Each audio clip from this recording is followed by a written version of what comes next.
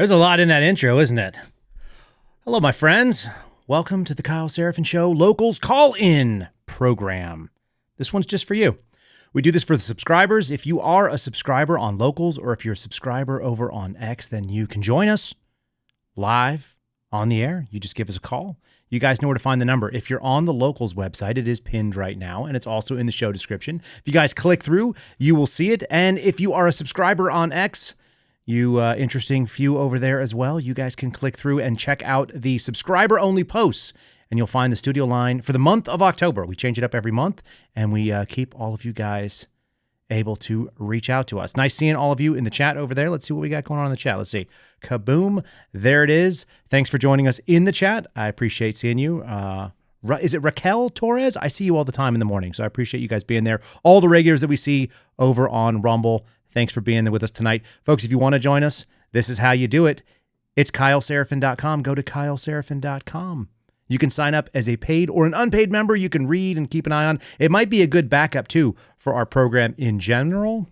You can find us right there at KyleSeraphin.com. The annual subscribers, they seem to have the best deal we're going right now. And you guys get to see, we're going to do some interesting stuff over the weekend. What I plan on doing, because I spent the day doing it, I'll just go ahead and let you guys know in advance. I ripped into my Pelican case full of body armor. And I don't know why, but the idea of a workers' strike, the idea of an election coming up that looks kind of shady, and I don't know if we're going to have it and what kind of weird stuff is going to happen, it made me think I should prep some kit. So I've got 4 individual plate carriers. All of them have level 4 plates in them, and I have them configured for sort of different mission sets. It's totally unnecessary, by the way. I have no need for any of this stuff. I probably just need one. But what it did make me do is kind of work through, look at the mission essentials. I took off the handcuffs, which have been on my battle belts, my first line gear for quite a long time. And I kind of set up things that make sense for my new mission parameters, which include not being a law enforcement guy. So we're going to go over battle belt setup. We're going to talk about emergency medical kit that you should have on you, how to use it. And I'm going to do some either like a live stream or we'll put out a long form video. It's going to be for subscribers only on that space. Yeah, what are you guys talking about? I only use ceramic plates. What is a carbon thing? Yes. And that's our one of our subscribers, whatever, asking these questions over in our chat. End of the day, I want to go over kit. I want to go over what's necessary, what's a waste of money, how you can do it on the cheap, because a lot of people don't have extra cash and they're not looking to spend a ton of money on it. I have an outstanding battle belt that I bought for like $100, and people have taken it into war zones and come back just fine. You can totally do that game. I also have some like really high dollar battle belts from places like Valund Gearworks and GBRS. So I've got thousands of dollars worth of kit that will go through. It saves you money if you haven't done this before and you want to set it up, especially if you weren't in the military, if you never worked in law enforcement. I will walk you through it. It's one of the things that I kind of have like an expertise in. I've watched every video about kit setup that exists out there, and I've put it all together in what makes sense to me. I also had a background as a medic, so I kind of have that kind of instinct. Yeah, I spend a ton of time on surveillance, folks. You're peeing in a bottle. You're watching YouTube videos. You're watching dudes who know what's up, put kit together, and then I got to go test it out too. I'd go on search warrants, and I'd get to go on arrest warrants and so on and decide what was what. C. Parker, I see you out there talking paracord. The only place I have a bunch of paracord is on the back of my ruck because sometimes straps fail and you don't want to have to carry it hand by hand. But I don't do paracord, not on a belt. Absolutely not. In any case, we'll get you guys squared away if that's something you're interested in, so check that out. Let me go ahead and make sure you guys, the phone line is open now, so if you want to dial in and chat. My topic of the evening I'd like to get into is about automation. Some of you probably noticed that the workers for the dock, whatever, the Longshoremen's Union, the dock workers that have been on strike since Monday at midnight, they're going to go back to work tomorrow. So the strike is over temporarily. They have suspended operations on the strike. They have basically got a tentative agreement. They're going to hammer out the details, and it's going to be contingent on voting yay or nay by the membership. So that's interesting. But I kind of want to talk about automation and raises in your lives. So I want you guys to let me know if you've ever had a job disappear because of automation, if you worked in the industry that happened, or if you've adapted because automation has come into your lives, especially those of you who are a little bit older than me, and if seen things change. And then lastly, I want to talk about raises. And I want to know if any of you have ever had a job where you got $10,000 raise on average for 6 years built into your contract, because that seems to be the thing that the longshoremen were asking for. That seems like a pretty good deal. We can also talk about Luddites if that's what's something you're interested in. We can kind of bounce around our thoughts about people and their technophobia or resistance to technology. So that's kind of the agenda. If you guys want to talk about that, if there's something else that's ringing true in your heart, by all means, dial it up and we'll talk about that. But as far as I can tell, this longshoreman strike is now over temporarily. What I did find interesting is that the temporary agreement is in place until January the 15th. January the 20th or thereabouts is usually the turnover time for a new president. So it'd be interesting to find out if they are holding on to that as a chip in reserve based on the outcome of the election. And the last thing, which I was talking to my father about today, which we might as well talk about, is when it comes to the striking stuff, because there's a lot of aspects of this that are very, very interesting to me, especially those of you who have done automation, or you've done any sort of I see Dan saying that he's a lean manager, right? So the concept of being able to streamline production and logistical chains, I've seen it done at certain businesses. I've worked in private industry more than I spent time in the government or the military. But the thing that was really interesting to me is that there's a political aspect to this, that unions almost always lean towards Democrats. And they also tend to be a good way to wash money, that unions can throw money at politicians. They can take money in through their membership. And so for those people that were wanting to argue with me on social media today, talking about whether or not, the union is right, they are union guy, the minute you tell me that you have skin in the game, I kind of discount your opinion, because being in a union is not enough for me to say, okay, your opinion is credible. You have to come with facts, not just I feel strongly about it because I also fit in this boat.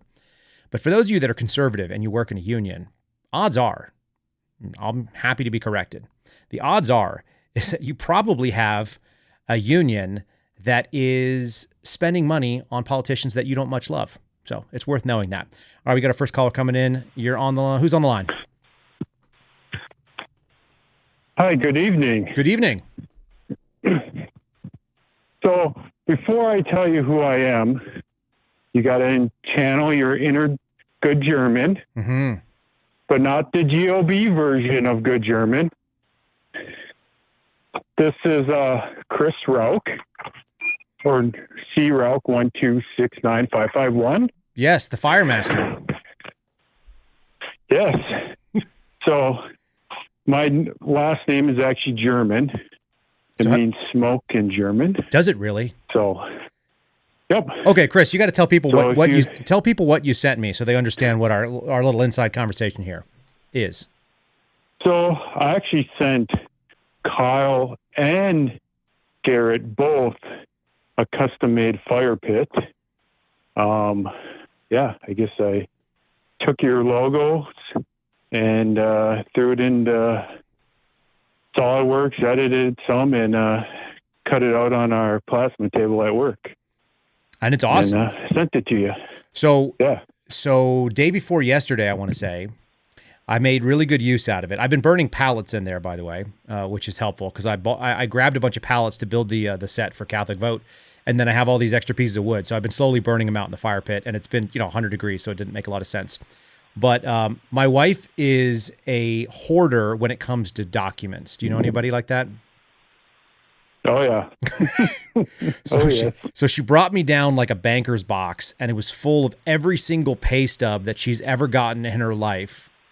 And so I had to go back starting in like her early 20s when she was working for a grocery store, and then she worked for a nonprofit, and she worked for an insurance company and so on. And every single one of these pay stubs, I burned them all. And it was like stacked. It was reams of paper. And so I burned them all. I put your fire pit to work, and I made my kids scoop out the ashes today. They actually were all covered in ash before we had dinner. So it's been used quite recently, my friend. Wonderful, wonderful. I know a while back I told you I was going to send you another care package, and I'm still working on that.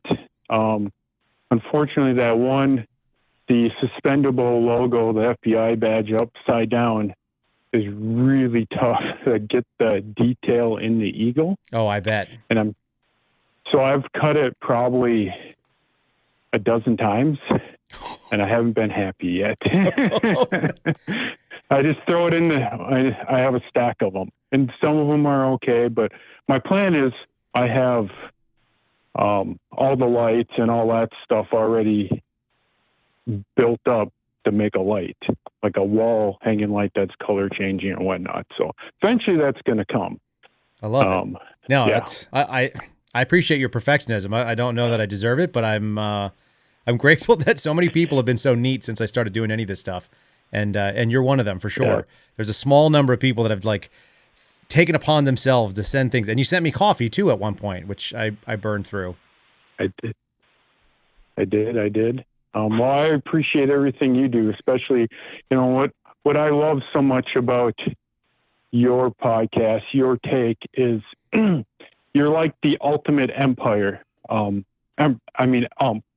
doesn't matter who's up, it doesn't matter who's up the bat. You're going to call it a ball or a strike, no matter who it is. That's the goal. And that's what I appreciate.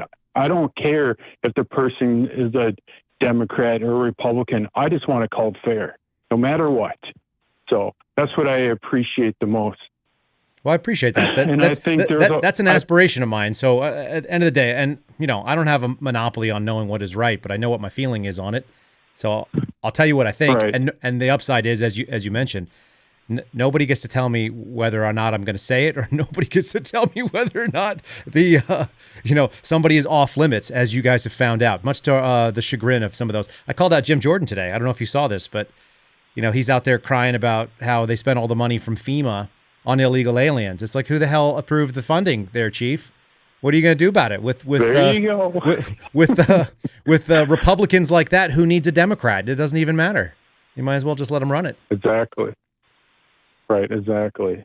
Yeah. It's pretty disheartening and disappointing, when we do get the power and then they do nothing with it. I mean, having the purse strings, they have far more power than they ever want to use, but they're spineless fish. I mean, they won't use it because I'm sure somehow in the end, their paycheck or their money is tied into it somehow, and they're going to lose out, and they don't want to lose out. They're never going to put America, the people's interests first, because they don't really care. They care about themselves. Let me ping a question against you. Chris, you work with your hands. Is that fair to say? That's fair to say. And you have a skilled profession. You're working, like you said, plasma cutters. You're manipulating steel. You guys are doing welding and all the kind of stuff like that, right? That's Crystal Welding is the name of the company? Correct. All right. The question is there, first of all, is there any automation that goes on that you've seen in your time doing that? But the other question is have you ever noticed an impact when the federal government decides not to fund itself? I'm really curious. So, our industry, especially one side of our business where we do trailer manufacturing, that stuff is so automated. I mean, between welding robots, some of the really big trailer manufacturers, because I actually belong to an organization, NATM, which is National Association of Trailer Manufacturers. I like it. And I'm on one of their committees, and the committee I'm on is the technology committee. Okay. So we talk about this stuff all the time and how innovation affects our industry and whatnot. And the big boys, not even the big boys, but anyone that's running assembly lines, it's all automated pretty much. There's very limited amount of people, and most of that came down to you couldn't find welders. They basically had no choice. They needed to innovate themselves a solution. Well, robots became it. Welding robots. A lot of times the painting operation is all done by robots, or it's just going through a paint booth that's set up with a bunch of sprayer heads. we're not at that level yet. We've been looking into robots. Eventually, we'll get a couple of robots. But I mean, the only thing we really have that's automated is our plasma cutter. We have a CNC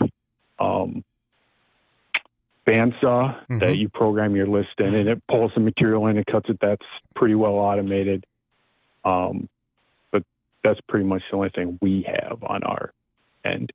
That makes sense. It's still kind of a hand thing. Yeah. What about federal government shutdowns? You ever noticed? No, I have not. Well, so we used to do a lot of government work. We were actually one of maybe a handful of suppliers in the state of Minnesota that were MnDOT approved for projects. So when it came to guardrails, all that stuff, all their stuff. The problem is the paperwork, the inspections. You never make any money on the stuff, ever. You basically, by the time they put you through the ringer, you're giving it away to them because they always find some loophole that, oh, we got to deduct for this. Oh, we got to deduct for this. And then you have to quote it so low to begin with. There's no margin in it. So we actually let ours lapse and it doesn't pay to do work for the government. We'll do stuff for the local government, like the cities and counties and stuff. That stuff is good. But as far as the state of Minnesota, no. Well, I mean, in Minnesota, during COVID, when they shut the state down, I went to work to figure out, where's the loophole? No matter what, I was going to go to work. Right. My crew was going to go to work. They had to provide for their family. I had to provide for my family. I was not going to sit on my ass at home. That was not going to happen. Yep. So luckily, one of our customers is Zero Zone Refrigeration, who makes refrigeration units for Walmarts and Costco's and, all those big chain stores. And I asked them, I said, are you considered essential? And they said, yes, so are you, because you supply to us. So Bingo. I'm like, perfect. Send me a letter. We'll put it here. If someone from the state comes knocking, I can show them this. And we never closed. So that was good. Yeah, it turns out people who have to make a living can't close. People who show up and get paid either way, they don't seem to care. I just had a phone call today, speaking of strange sort of scenarios and COVID remnants. I had to call the United States Postal Service today, okay, which you already know is probably going to be a losing battle, right? And I dial up the phone, and I called the local number for the local office, which sent me to the national number, which sent me to like this endless circuit of automation and garbage and, robots and not being able to hear my voice and take in the number that I had. And at the end of all of it, they finally gave me a person call back 13, 14 minutes later, and I get this lady, and her name was like Shakika Lawanda. I kid you not. It was like, I was pretty sure she was black. And then as if to confirm that she was working at home and black, I heard her fire alarm chirp in the background like 10 times while we were on the call. And I just went, what the shit are we doing here? Like, we can't make this thing up. First of all, way to be the meme lady. And second of all, I just love that people are working from their houses, working for the federal government. It just blows my mind. I can't figure it out, but that's the one thing we did get from COVID, I guess. It's a lasting residual. Right. I mean, where it really hurt was, like, my wife is she's a preschool teacher for a Catholic school. Okay. And they shut that down. They never reopened for the youth. They didn't know if they were going to be allowed to go back in person, in the fall. And it was completely different. All the stuff they had to jump through. She ended up writing their COVID policy, which was pretty loose, just the basic. She's, as far as we know, the only one at her work that did not get the COVID shot. So crazy. We talked about, I'm like, you just look at the basic facts that were coming out. It's like this, you can't tell me this is going to work, that this is based on any real science when they spent how much time developing it? Like a couple months, Right. maybe. Right. There's no possible way. None. No possible way. You know. Yes. And Skip me with all of that. What do they say? What do the young people say? They say like, miss me with that nonsense, miss me with that noise. Right. We're not huge into the vaccines anyhow. When it came to our kids, like, you know, you go in for their checkups that you need, or they tell you need, and they're like, they need this, and this shot. And we're like, no, well, maybe just do that one. Just that one. We're not going to do those 10. You got to, and you got to police it too. You can't just let them, I mean, because they'll just do whatever they're incentivized to do. So you have to police it. You have to get after it and make sure that people are not trying to stuff. I mean, I did the same thing when my wife was in the hospital having our third child. And I was like, show me everything before you put it in the IV. I want to look at it. I want to see it. And I want to be the last point of inspection. And they were like, well, that's not really necessary. Right. It's like, I wasn't asking you. I pay for this. So it's 100% necessary unless you want to be put on the ground. And, you know, and I'm a little bit of a lunatic when it comes to taking care of my people, but I'm just not having some kooky nurse right out of nursing school who believes everything she's been told to go out there and try to administer things because she thinks she knows better. Like, I'll choke slam you and I'll feel bad about it later, but not right then. Right then, I'm going to stop it. That's where I give my wife all the credit, because she does her research, and, you know, she has a master's in child development, and she kind of fell back on some of that stuff, because when she's, you know, autism is on the rise and whatnot, and she's like, you can point to some of the stuff that they're putting into these kids that, you know, that it's a cause of that. And not only that, but, you know, the behaviors that she has to deal with. And it's ugly. We'll probably get canceled off YouTube for just chatting about it. But at the end of the day, it's really important that people just make their own decisions and actually take agency over those decisions. And I think a lot of people learned that in 2020. So I've been kind of the mind. A lot of people kind of hate that it happened. I'm actually pleased that it happened, even though it was decidedly uncomfortable. In the same way, I'm pleased I was removed from the FBI, even though it was decidedly uncomfortable. I wouldn't have it any other way. I wouldn't do things differently. And I guess that's the strange thing about God's plan, is you wouldn't have chosen it for yourself, most likely. And yet, how many people are now alert and aware and suspicious and, you know, generally skeptical of the institutions that they should have always been skeptical of, myself included? Well, that's very true. I mean, going into, you know, prior to J6 and all that stuff, I would have never, and prior to you coming out, you know, in my eyes and the way everything was pushed, the FBI was pretty high up there, right? Like, they had a lot of respect, right? Yep. Not anymore. Nope. not when the truth comes out, you know, and the floodgates start to open and you really see what it's really about, what's really going on. Oh, yeah. I mean, they've dipped their own badge in turds, and they're going to just have a whole generation trying to spray it off at this point. I'll tell you guys something, and then we'll maybe open the line back up again. But I had a guy come up to me while I was in Tennessee, and I don't want to expose his name because he didn't want to name himself, but we might do something. I exchanged numbers with him. And he said, because I gave about a 22 or 25-minute speech up there on the stage and just kind of talking a little bit about my story, but where I see it going, too. And he came up and he said, I'm listening to your message, and you're 100% right. And I'm a retired FBI agent, and I don't even tell people I work for the FBI. I haven't told anybody at this place that I work for the FBI. I didn't tell anybody that my neighbors. I left the place I was living before, and I moved into Tennessee. And I'm really happy to be here, but I'm embarrassed about what I used to be a part of, because these people, you know, they've cheapened what I did. And he got out, you know, 6 years ago. So probably about a little after I got in, he was on his way out.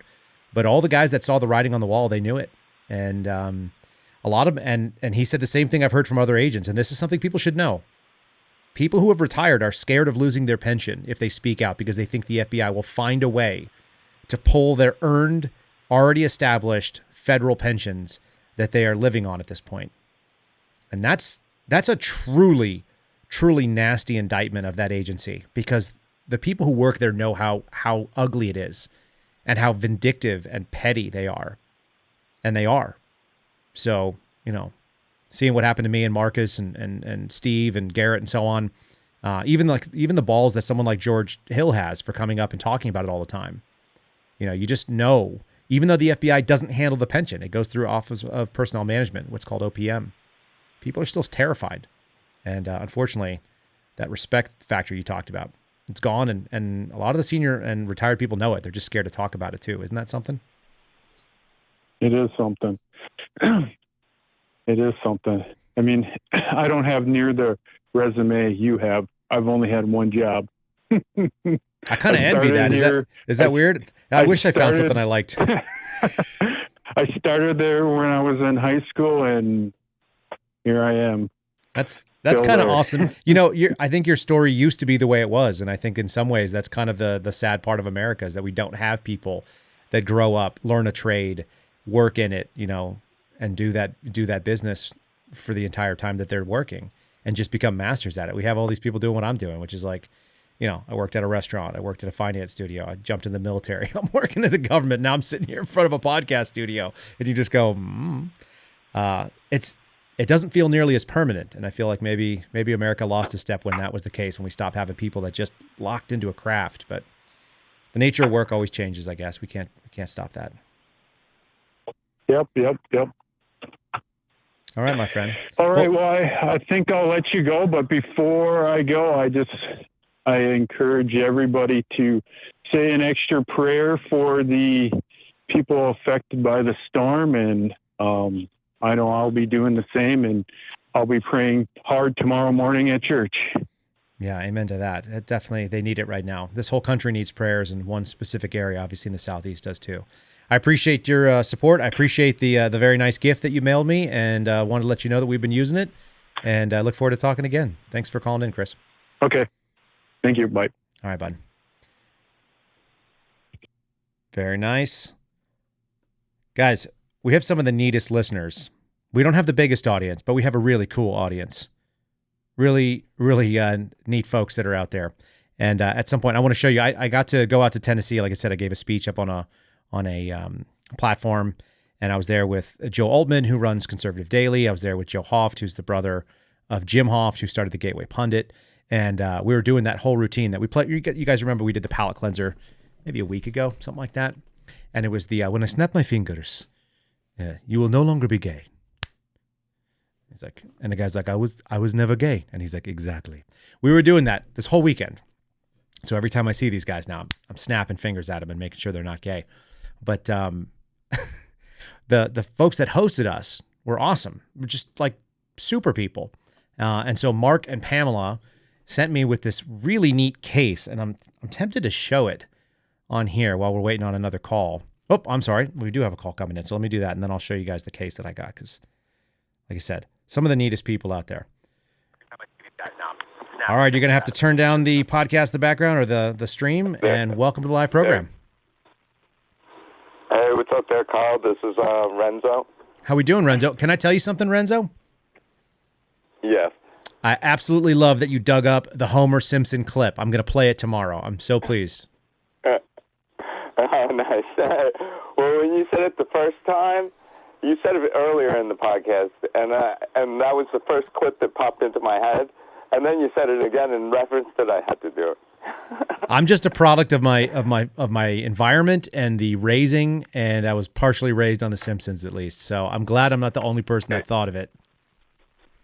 Yeah. Listen. Well, yeah, me too. I was a TV kid at that time. I had to show it to my wife today while we were having dinner, and I played it. And when I said learned, she was like, "Isn't it learned?" But she said it in her head. And then after the clip, she was like, "Oh, I heard you say that the other day." And I thought, man, have I been saying it wrong the whole time? And I'm like, no, it's a Homer Simpson. It's such a good gag. And if you say it, it really offends people. You'd be like, yeah, they're so learned. And they're like, it's learned. And you're like, no, you weren't a Simpsons kid. It's so good. It's so dumb too, isn't it? It's such a great dumb one. Yes, yeah. Well, I mean, our world is becoming that, on a real level now. So, I mean, I guess our society is a product of that. I suppose it is. Yeah, we're slowly dumbing down. Idiocracy wasn't supposed to be like a guidebook or prophetic, but it seems like it has become pretty prophetic. Oh yes, without a doubt. I mean, we're at the beginning of the movie now. Yes, that's right. We're like the prequel stage where we're about to, roll into, and then in 500 years, people will just be farting and kicking each other in the nuts, I guess. What a sad thing. It's still a great movie. It's a great movie. Yeah, and especially the story about the Crocs in there too, right? That I've said on the podcast before, but do you know the story? Yeah, yeah. I can't look at people wearing Crocs and not think about them being an idiocracy. It's terrible. I want to start. It's like prisoners. When you see prisoners in prison now, they all wear the Crocs. Yeah. Well, I want to start walking into Costco and just like say it to the greeter. The greeters there, they don't usually say anything anymore. They just kind of like look for your Costco ID. I want to say, "Welcome to Costco. I love you" to them, just because that's one of the great lines in that movie. Yeah. Folks, if you've never seen Idiocracy, you're totally missing out on some of the stupid jokes we're talking about. But this guy walks, he's a fat guy standing there wearing a Costco vest, and he says, "Welcome to Costco. I love you" to every person that walks through the door. That's what's wrong with me. Go ahead. And President Camacho is a president that we are going to either get or is really Trump. And not sure is J.D. Vance. Yes. The smartest man of the whole bunch. It's spot on. I need to reach out to one of the meme guys. I actually know VoiceOver Steven. I'm going to see if he'll do it. You're exactly right. We need, and by the way, I love the announcer voice. We need an announcer voice for the next State of the Union. It's like, ladies and gentlemen, and now we have President of the United States of America. Like that, let's just give it to me. We need it. You're right. J.D. Vance is this guy, not sure. He's just a regular dude who just knows more than the idiots that are running the world. Oh man, that's really depressing. Thanks for doing that to me. Now I'm really, really concerned. At least we could laugh about it, I guess. I've just been noticing that, I'm like, is this fiction or is this real life now with everything that that's going? Like the longshoreman strike ends today because the media puts out this is going to be bad, this is going to be horrible, and they're like, well, we can't have it be horrible. That's right. Before the election because that'll get blamed on Kamala. That's it. Did they? I didn't notice. Did they Harley Taft them, or did they actually get an agreement? It looked like they made an actual agreement based on what CNN said, but now I'm wondering. Well, based on, I think they're doing like a CR thing. Okay, so no. Okay, here's the paragraph. I just found it on CNN's business. It says President Joe Biden refused to use the powers he has under the Taft-Hartley Act to block or end the strike, saying he wouldn't interfere with the collective bargaining process. So it sounds like they actually worked together to get a deal. Topic of the day being automation. You had anything in your world, your industry or whatever that has gone automated? And have you ever gotten 12% raises for 6 years in a row? I have never received more than a 4% or 6%. I got a 6% raise. Big money. During the Trump years, I got a 6% raise. Okay. But I've never gotten anything more than that, and I've been at the same job for 20 years. And my job is it could be automated once AI becomes like not telling people weird things. Interesting. Yeah. Whenever AI stops doing like sending pictures of black people when you ask for a picture of something else. Yeah, then my job will be obsolete. Okay, fair enough. I'm a paralegal, so I work for a bankruptcy trustee. So generally, most of my stuff is reviewing, uploading, downloading. I mean, it's stuff that could be automated once AI understands the difference between certain things, language. Yeah, will you get a gold watch one day? Will they give you a gold watch for surviving in an industry long enough to retire out of it? Oh, no. I work for a private company. There's no gold watch. What's the story with the gold watch? No gold watch. Did that just skip our generations? Like there's no gold watches anymore? No, there's no gold watch or anything. Maybe you'll get a corporate gift where they send you the little email that says you can select one of these 5 gifts, Oh, yeah. and then they email it to you. Yeah, so it's kind of a strange little small world thing. My brother, my middle brother, I've got, how many brothers do I have? Brock, Casey, Brad, Thor. I got 4 brothers. I'm always trying to remember. I'm one of 5 boys, so there's 4 brothers. And my middle brother works for a corporate gift company, and they import things by like the tens of thousands. But they're like the nice corporate gifts. Like if you had to get a corporate gift, you'd want one from his company. You know, they have like JBL flips, you know, like $100 speaker system or whatever, like a nice one, like you know, fancy pens and stuff like that are not crap. They have like a laser pointer and like a recording device built in or whatever. So but a corporate gift doesn't sound like a substitute for the gold watch. I don't know what the gold watch is, but I always wanted to have one. But then I never worked in a job that would have given me one. So I got a gold pen. Do you see this thing? You can't listen to it, but I got a golden pen. It's brass. It weighs like 1.5 pounds, and it's milled out of solid brass in America. And my wife gave it to me when I graduated the academy. It's got a bolt action on it, and I always keep this on my desk. That's the closest I ever got to a gold pen. And then I watch vice presidential debates, and I draw pictures of people. You know, I crude dick pictures, which we're gonna sell off maybe. There it is, people. This is Well, you know, Waltz was doing that though. I have full faith that he was just doodling, some veiny ones, just like what was that movie? What was that? Superbad. Superbad. Yet another thing that my mind is warped from. Sometimes when people ask me and they try to give me, you know, like a couple of different options, I'll just be like, well, it was either that or McLovin. So, you know, it was either Muhammad or McLovin. That's how dumb it is. Yes, a lot of classics. These are all classics. Yeah, there's something wrong with us for appreciating it. All right, what are you tucking in for? What do you think? You want to make an election prediction while you're sitting here? I'm with no election. You don't think we're going to have it? What do you think the mechanism is that cancels it? Because I keep trying to figure out what it looks like. I tend to agree. Well, I think I can't remember where I heard it, but I heard some people talking about so during the hurricane, right after the hurricane, all service for Verizon went down in all of the affected areas. So maybe some type of, we had a cyber attack in Pennsylvania, and the machines are not counting anymore. And then we have arguments about whether they need to have another election. Is there an election? And I mean, I wouldn't put it past them to do anything now. After figuring out and seeing what's been going on for the past, I guess 7 or 8 years now. It's movie stuff. So who knows? We're getting President Camacho one way or another. It might be. We might get the lady we'll get the lady from the cabinet, the hooker from the cabinet. That's what's coming in. it's the alternative. It's the alternative timeline, and it's not sure that takes over the government. It's the lady that used to be working for. What was the pimp's name? God, it escapes me. I know it was dumb. It does. Upgrade.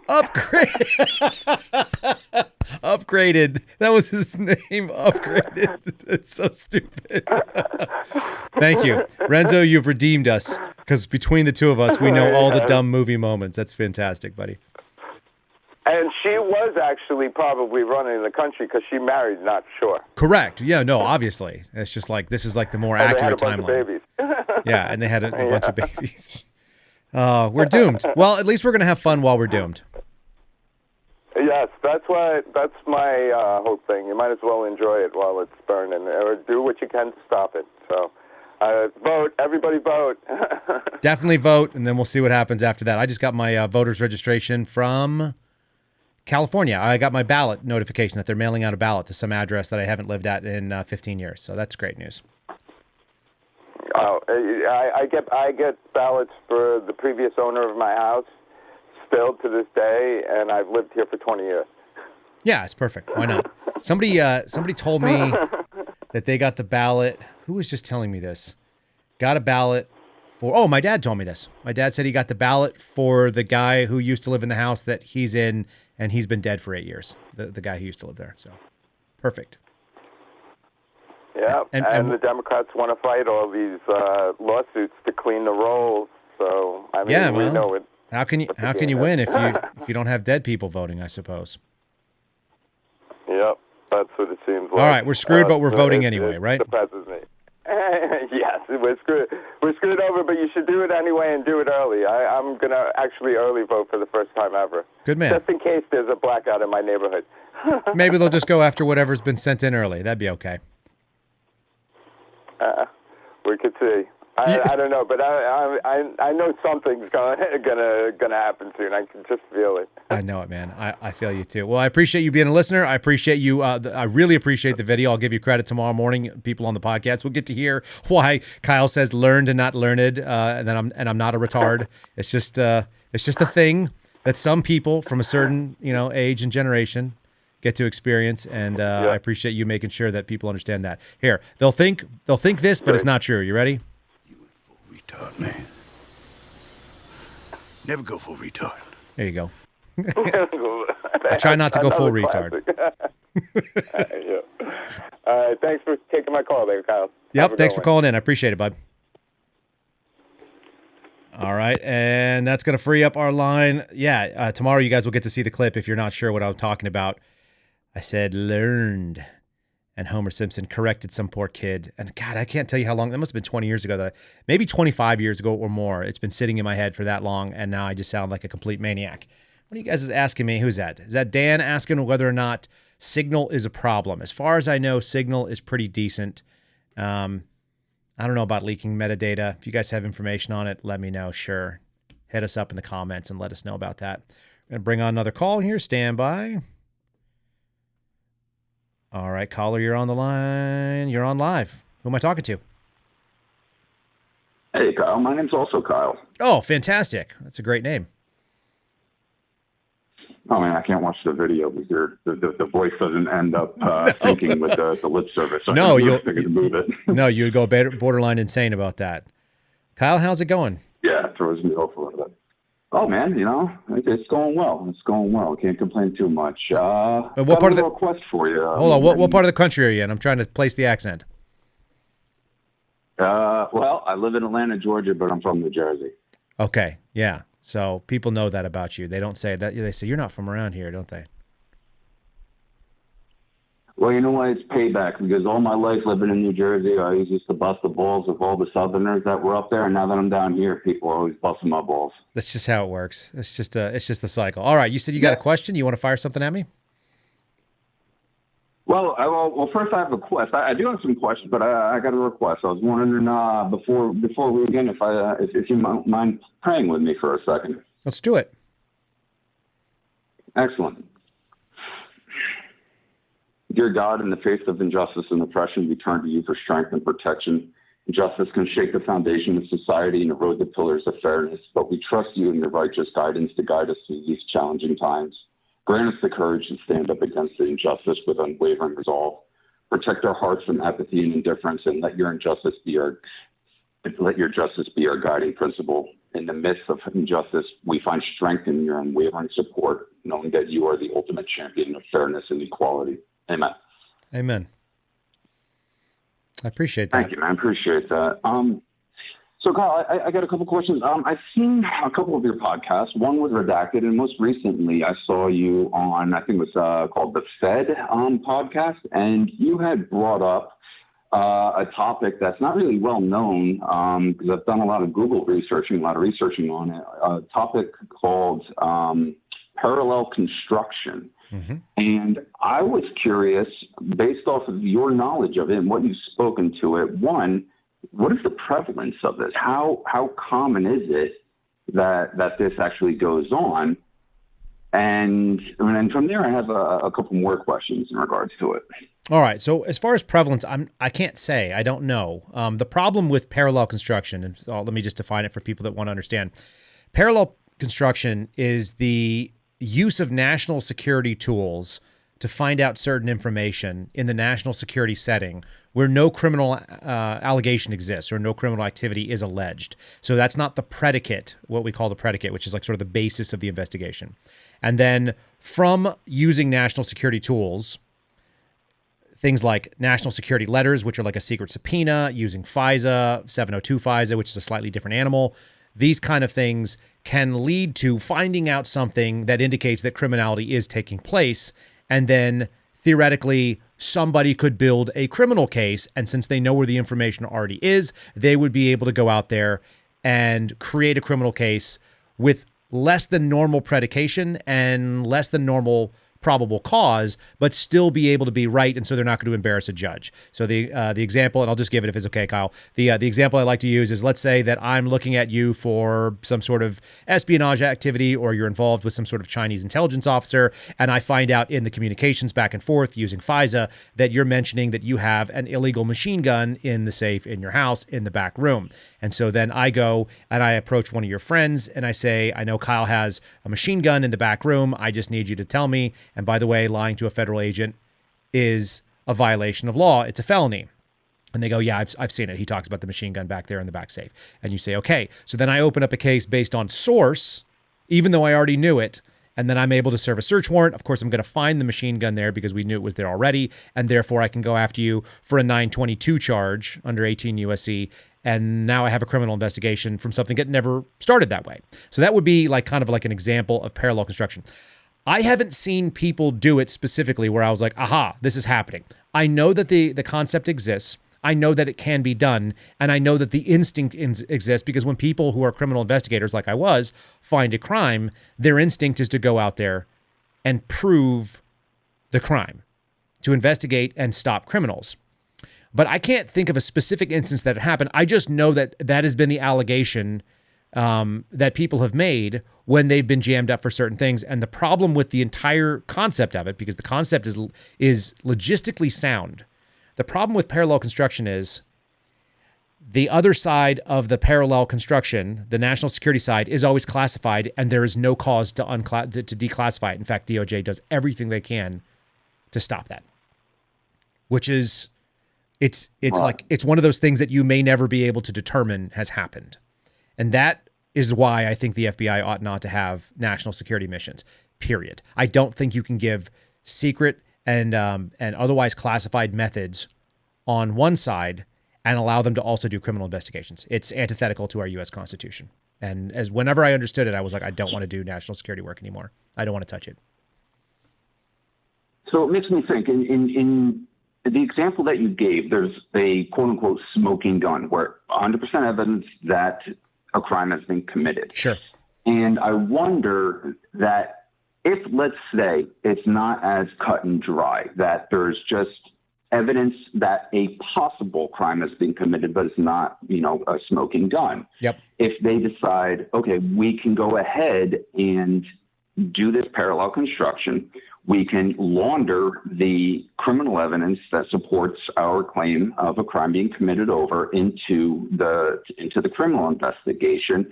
And then they would continue to utilize national security tools during their criminal investigation to further that criminal investigation. Yeah. So the problem with that is, yeah, so there's a little problem that exists in that when it comes to the logistics of it. And it shouldn't happen, but I can't say that it doesn't, okay? But there should be sort of like a Chinese wall is sort of the legal construct of it or whatever it is, essentially where the left hand doesn't talk to the right hand once the new case is predicated.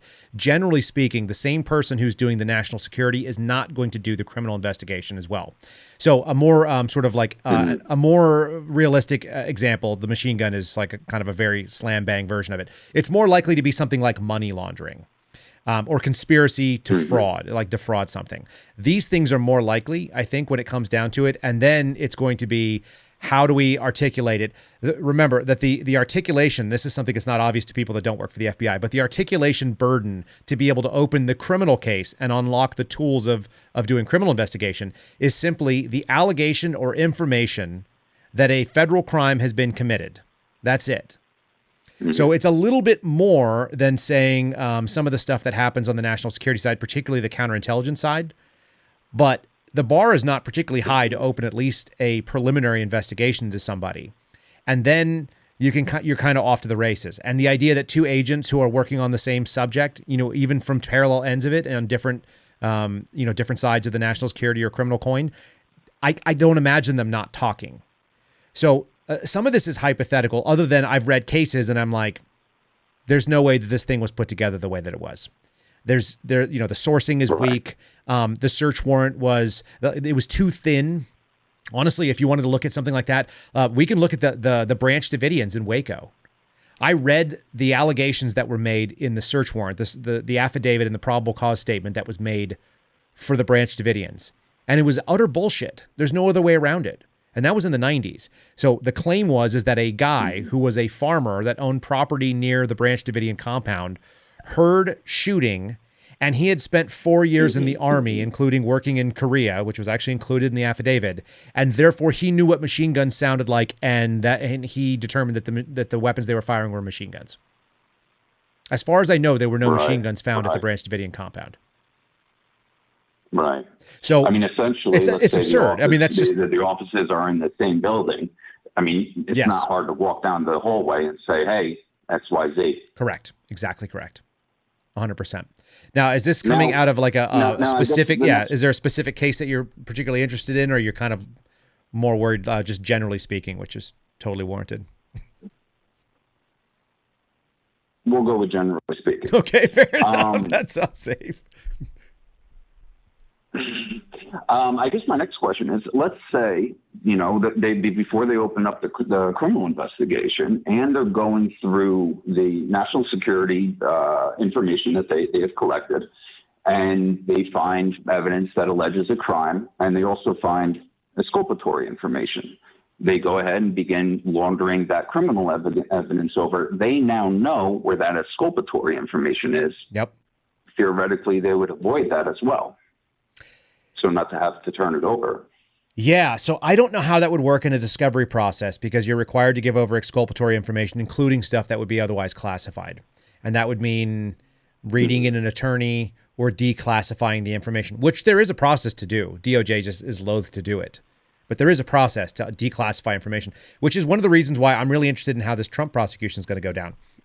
Because theoretically, in order to present the information in the documents case, they have to declassify it to be able to show somebody. Because you can't read in the jury, as far as I know. You're not going to read the jury in on a security clearance. So they have to go through all the processes required to declassify that information and say that it was classified at the time of.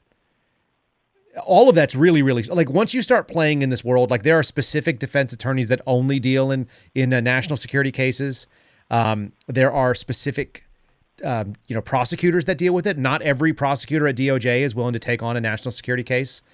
So we're talking in a world where it shouldn't exist.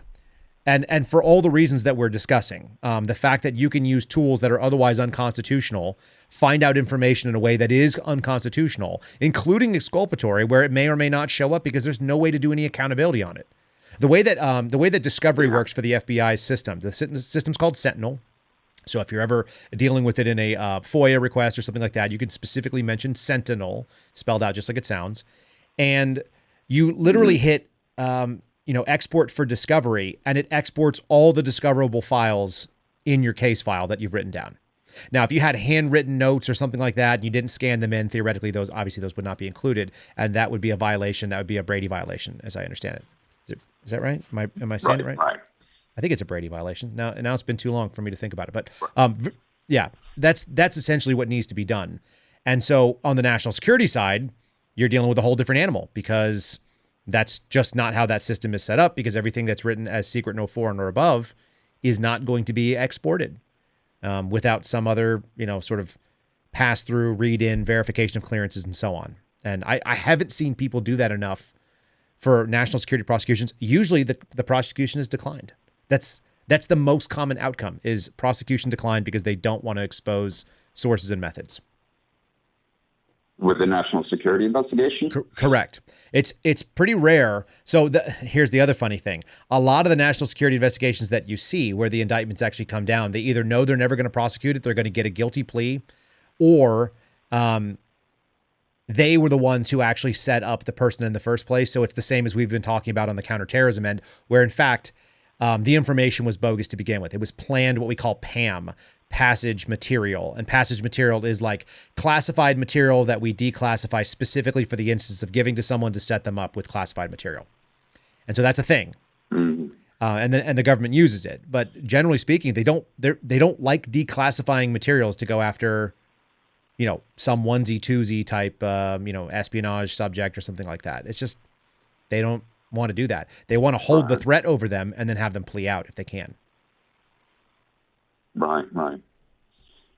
So what's interesting is that Human Rights Watch, they released an article back in January of 2018 called Dark Side, Secret Origins of Evidence in the U.S. Criminal Cases. And this is the first place that I have found anything of mentioning about parallel construction. And they give some pretty interesting cases where one of the cases that they give is that I think it was the DEA was listening on phone calls of a cartel down in Mexico, and they were talking about bringing drugs over the border, and that some woman was going to pick it up in a car and then drive it back. And then the DEA went to the local police and said, hey, you might want to, be in this area around this time and pull this vehicle over. And then, I don't know, maybe there's some drugs in there. Who knows?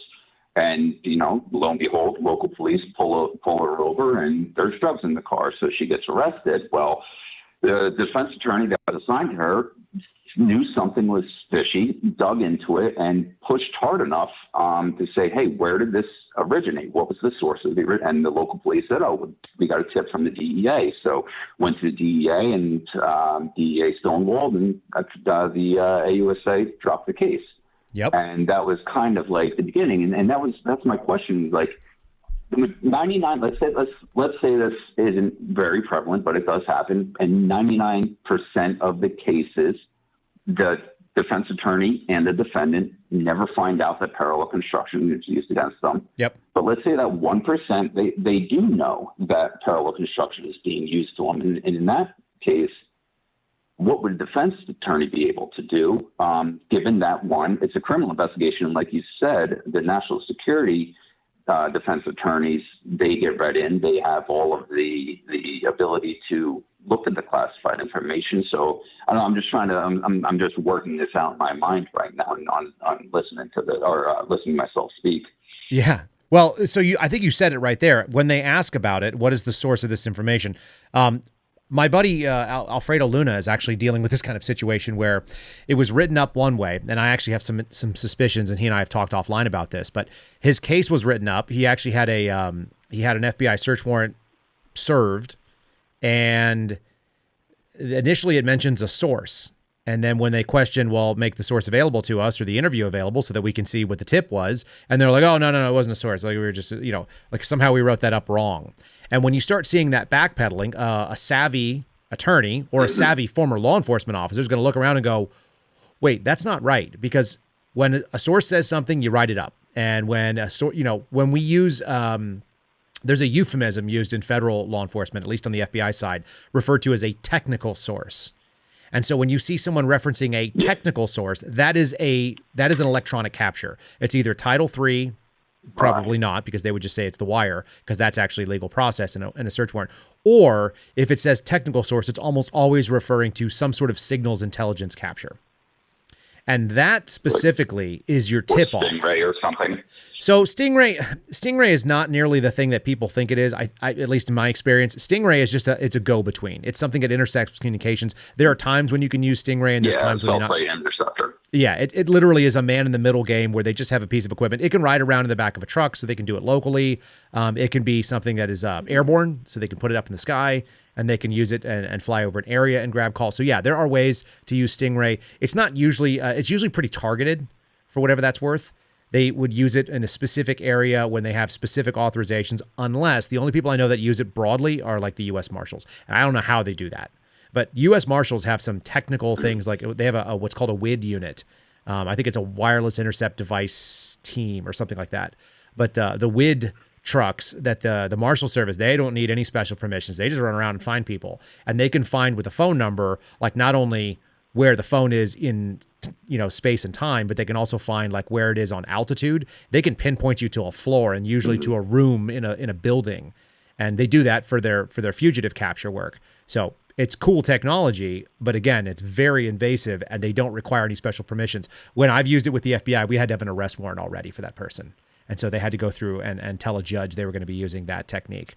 And there has to be justifications why, including things like they're MS-13 child traffickers. We've never seen their face in person. We know they communicate on these technical devices based on blah, blah, blah.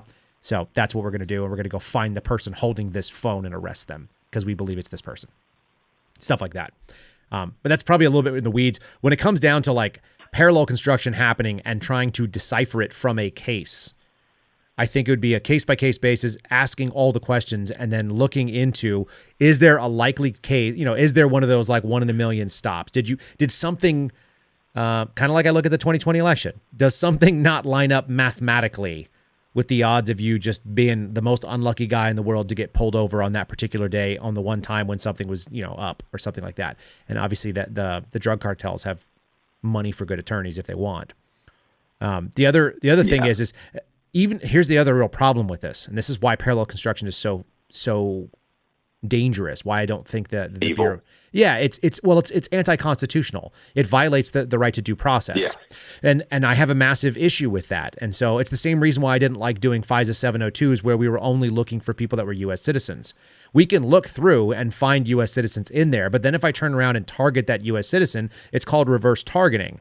And so the minute that I start trying to do that, if I choose to do that, I'm now breaking federal law. And I know for a fact that gets done on a regular basis. I know that far more than parallel construction because that's just the way the tool is set up. And so when you see people around you and you're like, there's no way. It was one of my first whistleblowing activities. It's like, we can't do this. We can't use this damn tool. And it's used every day that way. Because who gives a shit about some, spy in Iran or some spy in Russia? Because they're never going to come to the United States. So how am I going to get them? But I can find the American they're talking to, and it's illegal to use the tool that way, but they still have it. So it's a thing that's out there. It's something to be concerned about. Like I said, the reason it's so nefarious is because let's say that the cops just say they don't want to turn in the DA, or they don't want to give up the fact that they got an anonymous tip. They say, why did you pull that car over? And they're like, oh, it was a probable cause stop because we saw that they had a taillight out. And then when we were there, we developed probable cause on the stop like we do for every other. And we, plain odor, or, we saw cash or, furtive movements from the subject, and it made us do a further investigative, and the Terry stop went that far. So that kind of stuff is scary because they can easily, like any cop can justify, especially if they know that there's something going on in the vehicle, they can justify PC to find it. I mean, that's basic stuff. That's what cops do. So we're dealing with something that is so nefarious that it strips away all the protections that people should have from their government, which is what the Constitution is. I would rather us catch less bad guys and do it the right way as a nation than break the law and violate people's civil liberties and do things that we know are illegal, immoral, or unethical at the very least, in order to just catch more bad guys. Absolutely. You know what I mean? I mean, this is because what separates the good guys from the bad guys at that point? Nothing. No, it's what we're seeing right now with some of these unions. I think it's like the same story. It's like you're going to use mob tactics, and so you're not going to get my sympathy because I don't like bullies, and I definitely don't like the federal government being a bully, and the federal government is a really good bully. It's like the biggest bully. It'll shoot you dead where you are. So, it scares me that it exists. It's one of the motivators, and I appreciate you praying with me because it's one of the motivators. If you live your private life and your public life so that they match up, there is no real danger there. But you're not required to as an American. And so even though I think it's probably what I would call best practice, it's not a legal requirement that you do that. And the federal government shouldn't be able to go out there and expose that stuff because they just have no right to that data. Anyway, most people have no idea what we're talking about, but hopefully they have a little bit more after listening, and you're obviously paying attention to this kind of thing, and I appreciate that people are doing it. We got to be talking to our Congress people and trying to pull this mission away from the FBI. It can't have it, and former Intel 100%. people agree with me, by the way. 100%. But the way I look at it, and I see the inaction that Congress has taken, other than putting on a show, bringing you guys up in front of everybody, and then but doing nothing thereafter. And you say bring it up to Congress, but it makes me wonder how much would that actually, how many results would come from that? Yeah, well, I tend to look at past performance as indicative of future behaviors, and we don't see it. I agree with you. This country is headed for a reckoning, is what it feels like to me, and that's the other reason why I'm not confident that we're going to see a free, fair, or otherwise familiar election, because the House of Cards is very, very lightly stacked. And we've had some pretty decent winds blowing in the last couple of years. And I think some people are starting to realize that this government is not serving them and thinks that we are serving the government. And there's a lot of people that bring a lot of capable skills that have retired away from government service and are looking back and going, what the hell was I doing there? Like, why was I, you don't necessarily know on the inside when you're working, you're doing your job, you get your head down and you're basically trying to do good things. And then you realize that like some of the things that you're serving, and I've had friends reach out and be like, dude, like, what the hell has this agency done with my time? I've had other guys reach out and say, everything I've done, as far as I can tell, are honorable actions. And yet this agency is completely unredeemable by the stories in public because I know that they're true. And so do you. So that's a really hard place to be. That's a hard place to see people who feel like they've been conned and suckered in by their government out of their naive patriotism, which is another reason why I don't feel bad about not being there anymore. I wouldn't have it any other way. Like, God works in a weird way. And, I knew pretty soon when I started working at the Bureau that I wasn't probably going to get 20 years in. It was a nice pipe dream. Like, I aspired to it, but it didn't seem very likely just because I was like, I don't think I'm one of those people. If anybody in this world should be an FBI agent, it's you and the other suspendables, the people that have integrity, that have courage to stand up and do the right thing. It's a shame that the ones that should be there are the ones that are pushed out. I think that's a biblical story for all time, though. The people that belong doing certain things don't get to do it, and God's purposes are much bigger than our own. I find that to be the case. I've had people tell me a couple of things that resonate with me, and they might resonate with you, which is that God draws straight with crooked lines, and that seems eminently true to me. And then the other one is that God's plan is only visible when you look in the rearview mirror, because at the moment it feels like I'm going on a wild, Mr. Toad's Wild Ride, and I'm not really that thrilled about being on it. And then you look and you go, I had to be humbled. I had to have these things happen to me so that I could understand and have empathy for people that are in the same scenario. And so that I can go out and try to help other people that have gone through this. And, I'm suited for verbal combat and, strife. And I have a relationship with my wife is strong enough to be able to endure like being homeless and pregnant, which is a real tough place to be. Like it's not anything that you ever dreamt of doing. It's like, I really hope I lose my job and then my wife and I are having another baby on the way. That would be awesome. Right after I lose my health insurance. And you got to pay for it out of pocket. And I did. I wrote checks, and I don't know what it was. It was like my wife picked out a midwife, and it was like $7,000 or $8,000, and it's like no problem. Had an amazing experience having a baby in a house that we just rented. And it's like, cool. Like I got one Texan, like one Texan by birth of my 4 kids so far. So that's pretty fun. But who knew? And like, I wouldn't trade it, even though I wouldn't wish it on anybody necessarily either. It's just not the way it's supposed to go. 100%. Yeah. But it is what it is. This is an interesting topic, and I might try to bring another person from the national security world. I might have George Hill come and chat with me about it, since he was the program supervisor in Boston for 11 years, and his supervision was on the analyst end of things, but his analyst would be feeding information obviously to agents. And so seeing that crossover, maybe he's actually seen it done. The fact of the matter is, I think it only happens when there's unscrupulous people. I just don't think it's as common as it could be, but it's so damn dangerous that it should never happen. And that's why the temptation alone is enough to remove it from the agency. Because their ability, here's the other thing, and if you're watching this, you're becoming aware of it, or you're already aware. They're replacing guys like me who are going to say no and throw the flag, and they're putting in people that are brand new, that this is the best job they've ever had. I mean, the indoctrination that goes on at Quantico is hilarious. Luckily, I'd already been indoctrinated like for years and years as kind of a radical contrarian. But there's a lot of people there that like you get there and they're like, this is the best job in the world. And I'm like, what other jobs have you had? And they're like, oh, I worked in the FBI and now I work in this part of the FBI. And it's like, oh, well, you're a bad witness. Like you don't know what's good. You have no idea what a good job. Like the best job I ever had was working for Warner Brothers. It was outrageous. I got paid really well. There were pretty women all over the place. I got to eat on the movie set. Like that was cool as hell. And I lived 2 miles from work, and I lived out near Hollywood. That was epic.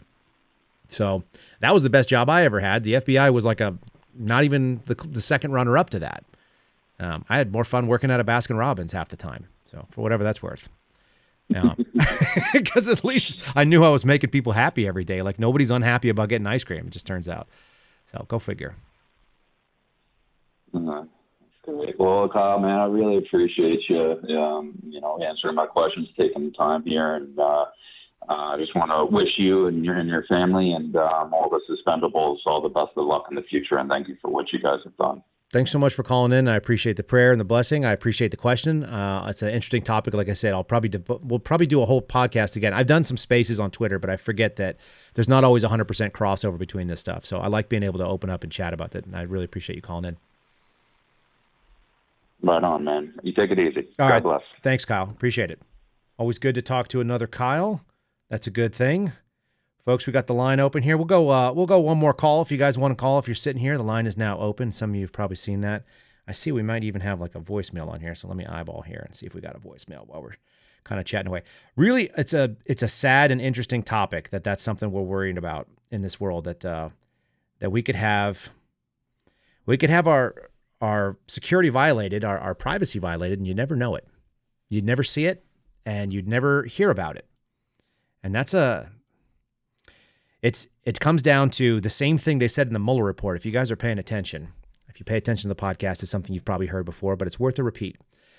Not the Mueller report, sorry, the Durham report, the answer to the Mueller report. The Durham report said something real simple. He said that no policy would fix the FBI, that there was no set of institutional rules that would change the problems that exist there, that it requires men and women that would step up and abide by their oath, that would restrict themselves to the constitutional duties that they have when they swear an oath. And it's my contention, for those of you who listen to this already, you probably heard this before, but I'll say it again. It is my contention that your oath of office is not to the Article I powers of Congress or the Article II powers of the executive or the 3 powers of the, it doesn't have to do with that when we talk about the Constitution. It is my contention that as you swear an oath to the Constitution, that you are swearing, especially in federal law enforcement, that you will limit yourself by the Bill of Rights and you will not violate civil liberties. It's my belief that that's the part that makes sense. And it takes good men and women to do it. And like I said, the Durham report said the same thing. Our caller, you're on the line. You might be our last caller of the day. Who are we talking to? Hi.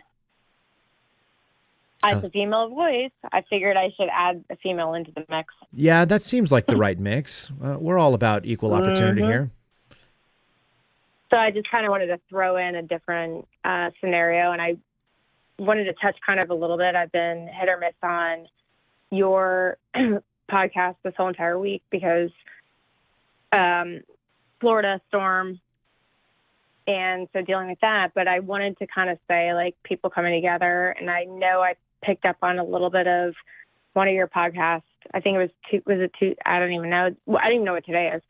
My wife didn't know what today was either, together. by the way, so that's all right. I went to take recycle out, and I asked my husband, I'm like, why isn't the recycle can out? And he's like, it was yesterday. I'm like, oh, okay. So anyway, no, I wanted Monday, Tuesday, we touched on just kind of coming together. And so that's kind of what I want to say is we need more of that in this day and age in this world. So I kind of wanted to, focus on that and say we all need to come together and be one and help neighbors out. Because normally people don't want to do that. People are jerks. I think people are terrible, but a person can be wonderful. Hands down. What kind of techniques do you do to bring your small local community together? How do you like to break the ice and start building some of those bonds with neighbors? When you're in a complete disaster, you do what you got to do. So it doesn't matter. You can hate your neighbor, but you just come together and you provide for each other.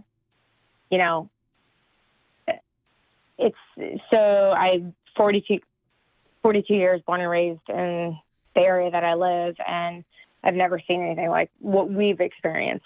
So that's just kind of what I want to say is, like, when I feel like I have it bad, someone has it 10 times worse than I.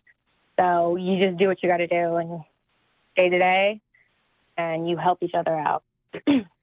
Yeah, my take on that is that we'd be better off, or we'd be better served knowing that we might one day be in that situation, as the example is being set right now in the Southeast. Hurricanes are fairly Yeah. common. And during this, we have a whole season of them.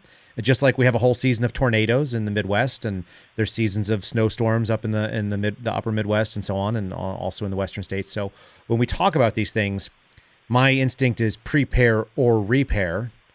And so you may have to repair bridges, but if you can prepare, you can go out and meet those people in advance, and you can start those relationships during a time when maybe you're not in a fight for your life, or you're not in a desperate situation where you might not just want to meet your neighbor, but need to meet your neighbor in order to survive. So my instinct is always to kind of like start shoring those up sooner than later. And I do encourage people to do that on the podcast as a general rule. I feel like that's the way that this country heals. It's not going to heal nationally. It's going to heal community to community. Local, state to state, local, whether we're talking political or whatever, agreed.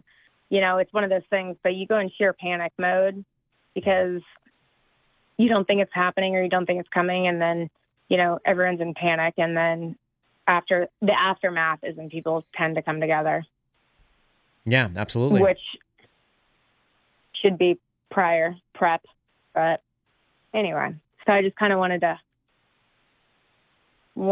bridge it and say, hey, let's all come together as a United States, whether it's